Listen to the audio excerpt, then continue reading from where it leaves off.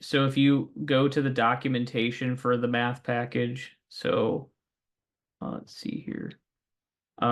It gives you a bunch of different things that you can do with it. You can basically return factorials. You can do modular expressions. You can do pi. You can do greatest common denominator divisors. Basically Booleans, which we're going to learn about today. There was some other stuff in here that is pretty interesting. Um, Logarithmic functions, square root. And so basically what I wanted you to do is to just take one or more things related to the tools within the package and just kind of like do something with it. So if you're like wanted to figure out the number of card combinations of 4 in like a deck of 52, you could basically set it up to just spit out the answer using factorial. Or if you wanted to do pi to like 20 digits or 10 digits, you could round it off and just import pi and then do a few number of digits. So that's all I was asking for. I wasn't trying to make you like do all of the stuff in here or learn it all. It was more just trying to get you to be able to kind of look through documentation related to a package because you're going to be doing that a lot, whether in this class or just kind of out in the world. And so that was kind of the expectation for the exercise.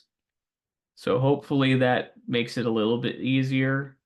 So like just come up with something, doesn't have to be crazy, doesn't have to be super sophisticated. So if it's just like pi to a certain number of digits or a factorial. So does everyone know what factorial is? Basically just if you had like 10 factorial, it's 10 times 9 times 8 times 7 times 6 times 5 times 4 times 3 times 2 times 1. That's what a factorial is. And then square root. So like if you were like, okay, I want to find like a triangle, like use Pythagorean theorem or something for a triangle, you could do that as well. So just something simple like that where it just spits out a number based on an input. That's all I was really asking for that. So do whatever you want to do for that. And then let's see here. Are you able to see the notes when I change tabs and stuff, or is it just okay? Just want to make sure I was sharing that. So notice from the notes we have the pi, so you can do import math as m is pi, so I think this goes out to like 15 digits or something like that. Someone was asking like if I wanted to round off to a certain number of digits, you would basically put in round. So if we said, okay, x is equal to m dot pi, and I think if we do round x comma 2, it should only round to 3.14.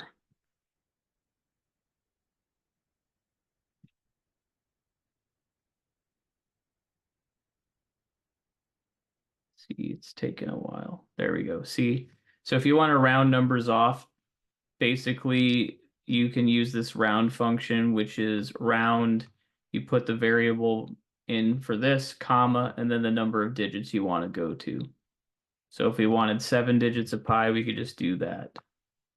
And then it'll give you 7 digits. I don't know if you go to like 30, if it'll work, but let's try. No, it just cuts off at 15 because that's what it's coded for. So, um, but yeah, so you could do something like that. So like if you wanted to do some sort of like, if you knew that there was some sort of um, number that would just kind of infinite, wouldn't repeat, and it doesn't cut off, then you could say, okay, I'm going to do 30 digits, but probably 2 to 4 is probably the best anyway. So again, oops, there we go. So there you go, 3.14. So there's going to be other packages we might use later on in the semester. This is just kind of an example of one with math to do some things that you would think it should be able to like do without having to import a package. But it doesn't. And so you can do square root. We got 5, and notice how it's expressing it as a float, not an integer. So if we wanted to basically say x is equal to m dot square root 25, it's going to express it as 5, but if we want it to print it as a float, you can do that. Or excuse me, an integer, not a float. It's going to take off the decimal value. And then you can truncate this off with the round function, stuff like that. And then notice that it's expressing this as a float. It's a class float. Sometimes you might want integers, sometimes you might want float, sometimes you might want it as a string. And then also note that just because something is a number, if it's expressed as a string, the data types aren't going to match up, so you're not going to be able to do that operation. So here we get an error because it's basically it's going to see the string, it's going to guess what it wants you to do. It's going to think you want to basically concatenate it into another string because that's what it is. And then if you're operating with an integer, it's just not going to work. I mean, if you want to basically string together different numbers as a sentence, you can use concatenation like you did last week or 2 weeks ago and do that. But basically, our classes are going to be need to be like. However, you can do like an integer with the float, and then it'll add them together and convert it to a float. So it doesn't have to, you don't have to code this as a float for it to operate with floats. And then just for sake of simple operations, plus is add, subtraction is minus, multiplication is star or asterisk, division is slash, and then if you do a double asterisk, that's going to give you your exponential function. So your double star there makes it 25. If you're ever done like LaTeX or some sort of like markdown, I'm pretty sure like the stars are bold or something like that. So sometimes if you are working in these markdown notebooks and you're doing the like text portion versus the coding portion, it might actually like if you did the double star, it might like convert it to something else in LaTeX or markdown notation. Did anyone have any questions in terms of how these inputs are working either?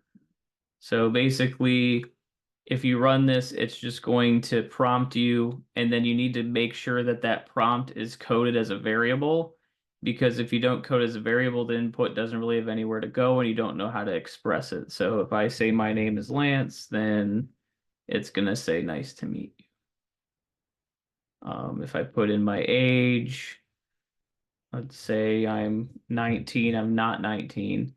It'll say in 20 years I'll be 39. So basically, the reason why you wanted to do this is for your assignment for this week or even for the exercise. What you're going to do is you're trying to basically create some sort of program that takes some sort of price, some sort of amount of money that you're being given, and then find the differential and then basically convert that to how many quarters, how many dollar or how many half dollars, how many single dollars, how many $5 bills. So that's why the last thing that is in this little like document is dealing with mods and floor division, because that's kind of what you need to use to be able to do those calculations. So if you do floor division, it's basically saying what is the whole number value before the decimal, and then modulus is operators basically tell you what the remainder is going to be. So if we did 15 divided by 2 and we just wanted to do straight 15 divided by 2, we would get 7.5 as a float.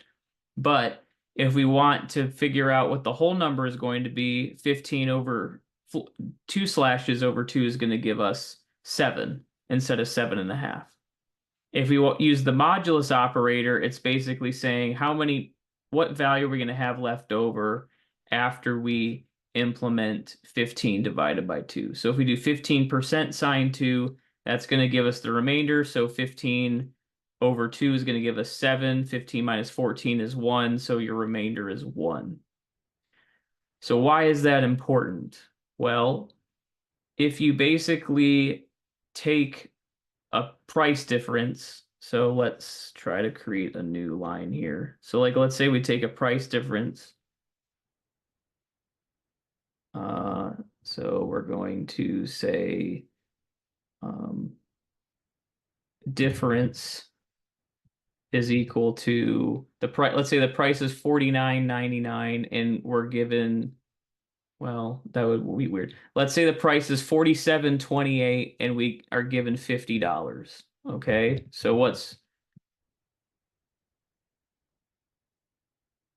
so if we print difference here, what are we going to get? $2.71. So maybe we want to round this to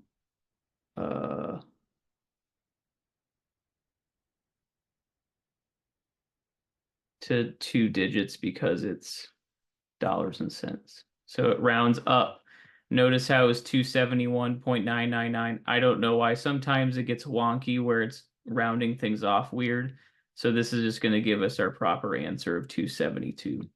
So the next step for your assignment for last week / this week is you need to be able to take this $2.72 and then convert it to dollars, like different denominations. So you have your hundreds, your 50s, your 20s, your 10s, your 5s, your 1s.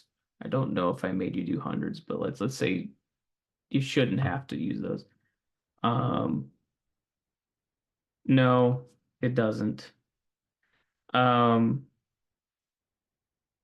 So what you want to do is you basically want to take that $2.72 and basically do operations on it, splice it apart. So that way you know how many pennies to give them, how many nickels to give them, how many dimes to give them. So if we were to actually take $2.72 and you were working at a grocery store, what would be the appropriate denominations that we would give them to use the least amount of coins and the least amount of bills? What would it be?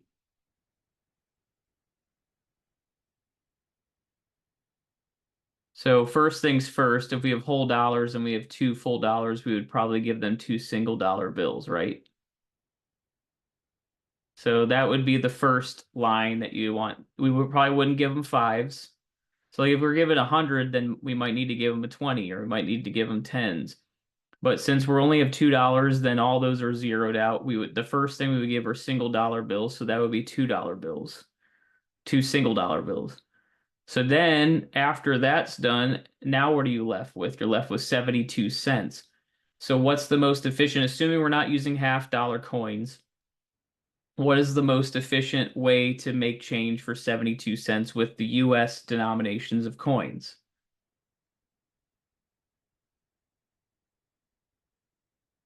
So we have 2 quarters, so that would be 50 cents, and then 2 dimes, so 22 cents is less than 25 cents, so we can't use quarters anymore.